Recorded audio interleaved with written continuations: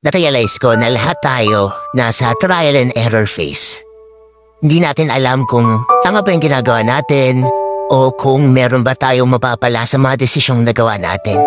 Yung realization na lahat tayo merong pinagdaraanan, na lahat tayo first time dito sa mga bagay na to, doon natin marirealize na lahat tayo pantay-pantay. Kaya mahirap rin na i-compare yung sarili natin sa iba kasi mali mo yung chapter 1 mo, chapter 10 na pala niya. Marami tayong hindi alam sa ibang tao at marami rin silang hindi alam tungkol sa atin. Kaya kung darating yung pagkakataon na mako-compare natin yung sarili natin sa kanila, yun yung kailangan natin iwasan.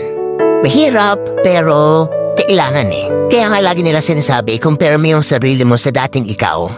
Kasi dun mo makikita kung nag-improve ka ba, kung meron ba nangyari na maganda sa buhay mo, yung realization na lahat tayo may pinagdaraanan. Doon tayo nagiging pantay-pantay. Lahat tayo may hinaharap. Kaya huwag mo i-pressure yung sarili mo sa nangyari sa ibang tao. Kasi may sarili kang labang pinagdaraanan. May sarili kang path na tinatahak.